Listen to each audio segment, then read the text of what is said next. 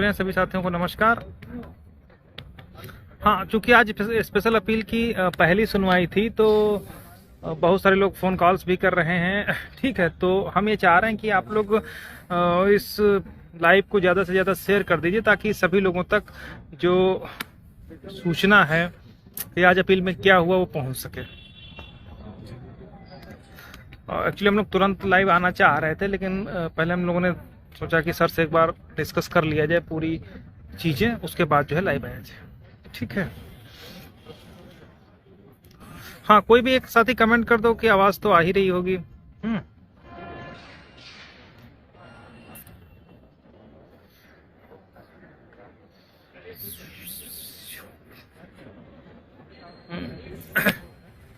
देखो आवाज़ आ रही है, इसमें नहीं आ रही आवाज़। देखो आ रही नहीं, और पूछो। कमेंट शो कर रहे हैं।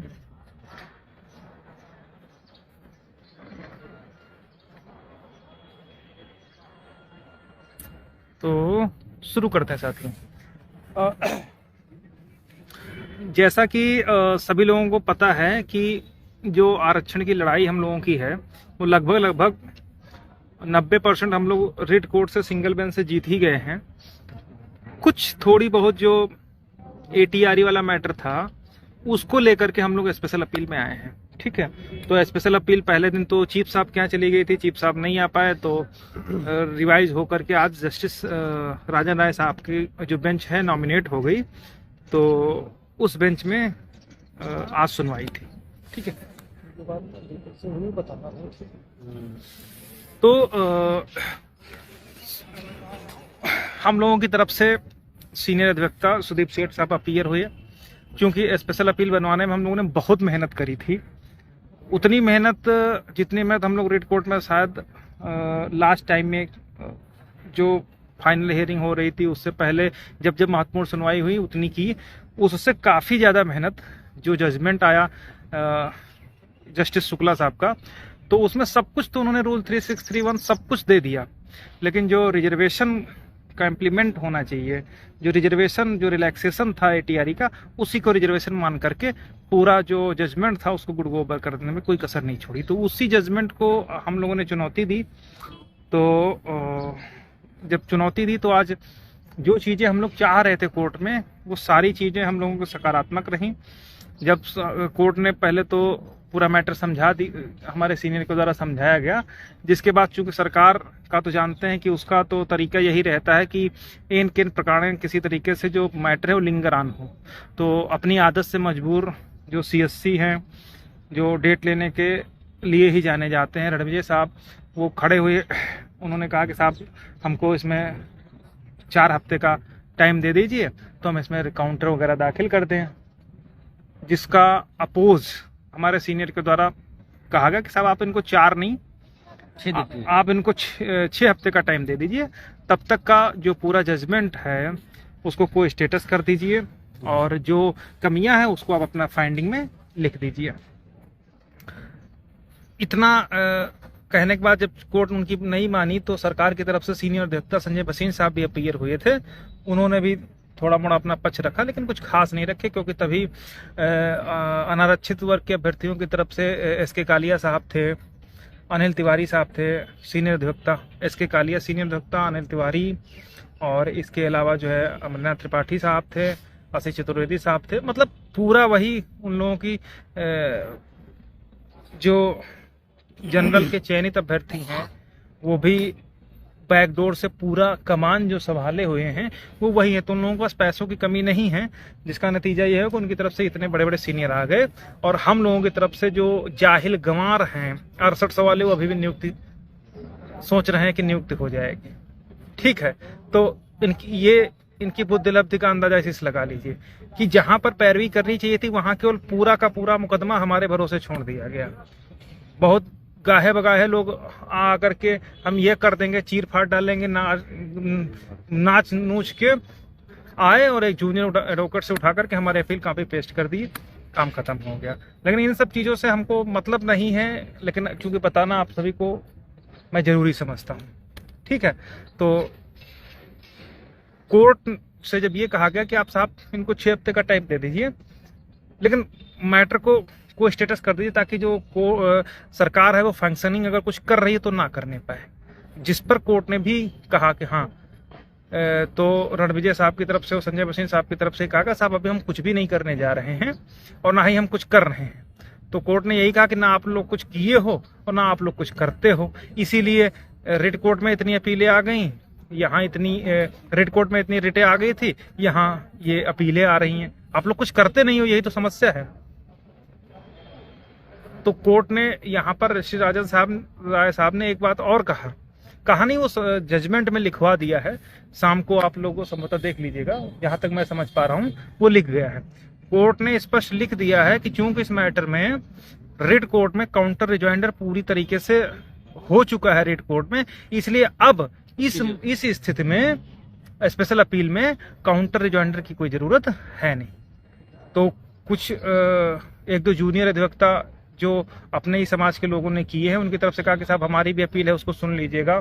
तो कोर्ट ने कहा कि केवल एक ही अपील, हाँ, सेठ साहब की अपील है, उसी में जो कुछ है वो है, उसी पर हम लोग वही पॉइंट उसी पर हम लोग सुनेंगे।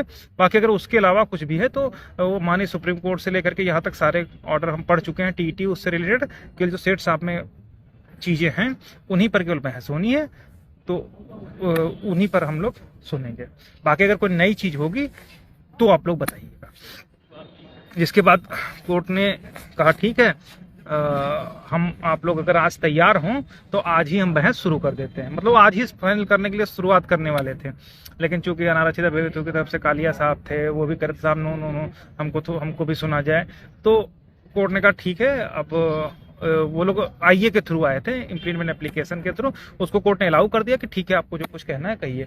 तो नेक्स्ट डेट पर 2 मई उन्होंने लगा दी है फाइनल डिस्पोजल के लिए। अब ये लिखा है नहीं लिखा है वो ऑर्डर आने पर क्लियर होगा, लेकिन 2 मई से उन्होंने कहा कि हम इसको डिसाइड कर देंगे। ठीक है, तो जो चीजें हैं हम लोग, मैंने बताया ना कि ये जो ATR वाला जिन्न था, ये सिंगल बेंच में ही हम लोग नहीं निकलने देते, लेकिन क्योंकि अटल सत्य हो रहा था तो थोड़ा सा उसके चक्कर में इधर हम लोग ये कहा गया कि अटल सत्य ही निपटा लेंगे, उस वजह से थोड़ा सा कहीं पर ये पॉइंट रिलैक्सेशन रिजर्वेशन में दिक्कत हुई। अदरवाइज इसको हम लोग वहां तक आने ही नहीं देते। और हम लोग ये भरोसा दिलाते हैं आपको कि जो ATR वाला रिजर्वेशन है उसको भी हम लोग कभी भी जो रिलैक्सेशन है उसको रिजर्वेशन नहीं होने देंगे, या बिल्कुल अपील में ध्यान दीजिए। मैं किसी का विरोध नहीं कर रहा हूं, लेकिन आरक्षित अभ्यर्थियों की तरफ से अगर हमारे लोगों की अपील इतनी मजबूत नहीं थी, इतनी अच्छी नहीं थी, और कौन से पॉइंट हमने अच्छे नहीं उठाए थे, तो आज ही खेल खत्म हो गया होता, अलाउ होकर के आज ही ऑर्डर हो गया होता। इसीलिए उन लोगों की तरफ से भगदड़ मची। नतीजा ये हुआ कि आशीष चतुर्वेदी साहब सीनियर अधिवक्ता, अनिल तिवारी साहब सीनियर अधिवक्ता, SK कालिया साहब सीनियर अधिवक्ता, अमरनाथ त्रिपाठी साहब secretary bar association, Durga Prasad Shukla साहब, ये पूरी फौज आई थी कि किसी तरीके से आज ऑर्डर होने से बच जाए। नहीं तो जो चीजें अब कौन कौन से बिंदु हमने उठाए हैं वो डिस्क्लोज करना उचित नहीं है।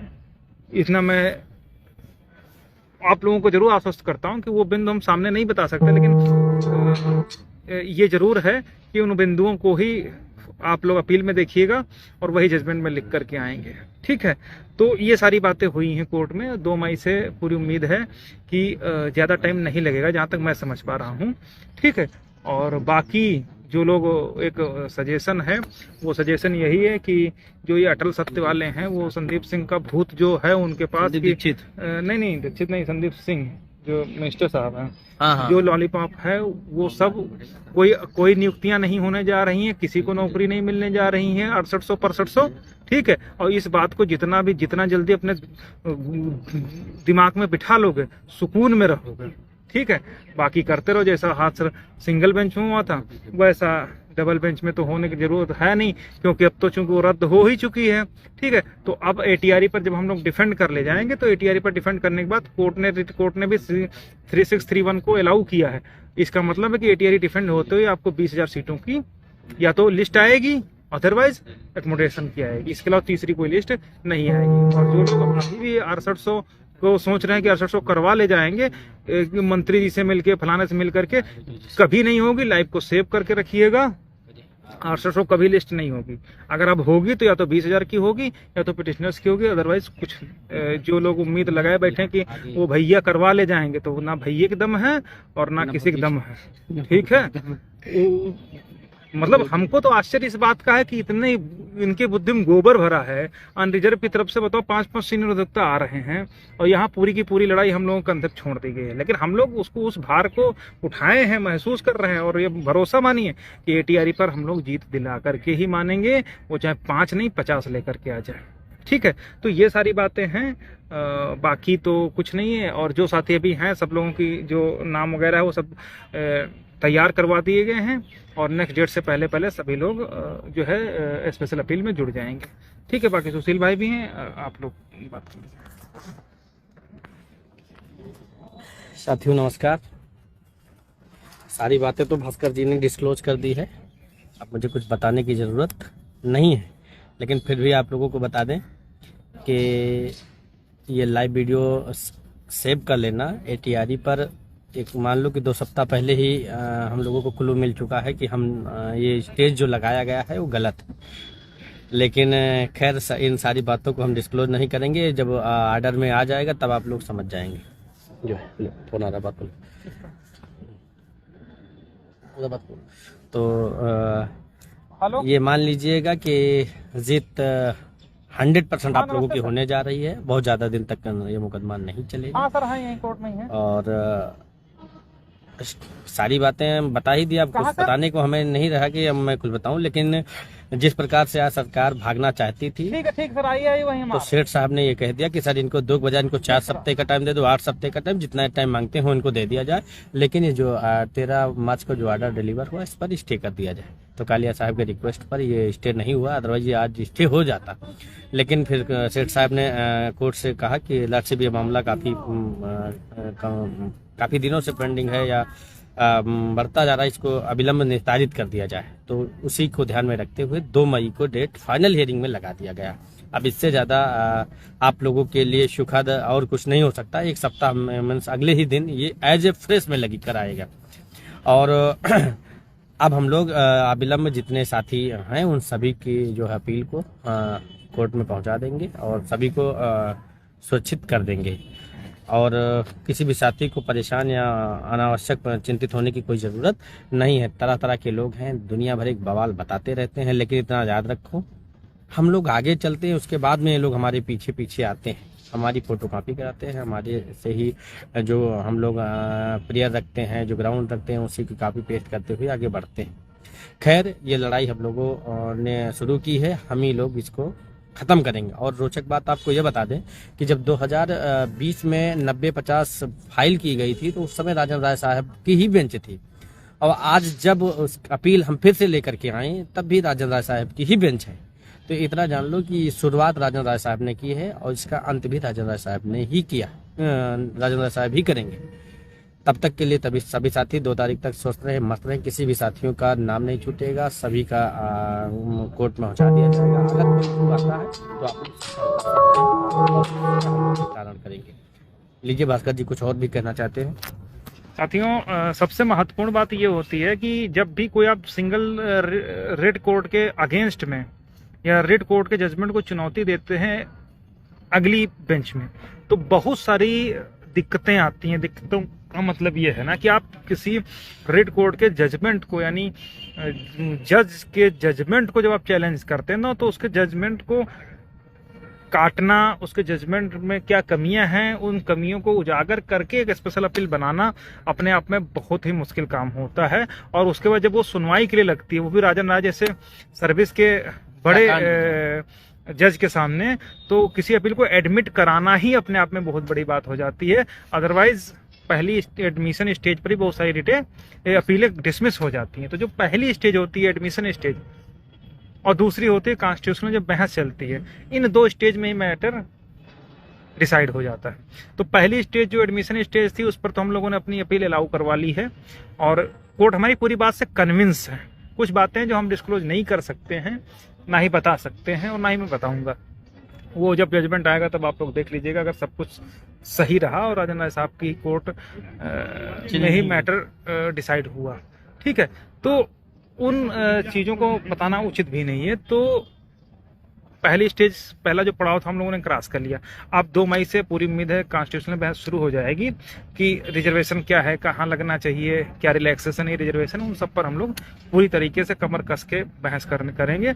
और यकीन मानिए कि जो ये गलत जज में ATRE को रिजर्वेशन माना गया है रिलैक्सेशन को, उसको हम लोग निश्चित रूप से मॉडिफाई करवाएंगे। इसमें कोई मतलब किसी को शंका की जरूरत नहीं है।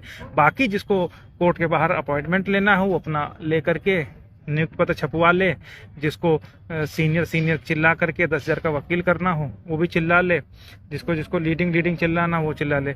लेकिन जब भी बहस होगी केवल हमारी बहस लिखी जाएगी, जैसे सिंगल बेंच में लिखी गई हमारी बहस, बाकी किसी की बहस नहीं लिखी जाएगी। वही यहाँ भी होगा, बस थोड़ा सा धैर्य रखें आप लोग, ठीक है। बाकी चीज़ें ऑर्डर आने पर आप लोगों को क्लियर हो जाएगी। बहुत बहुत धन्यवाद।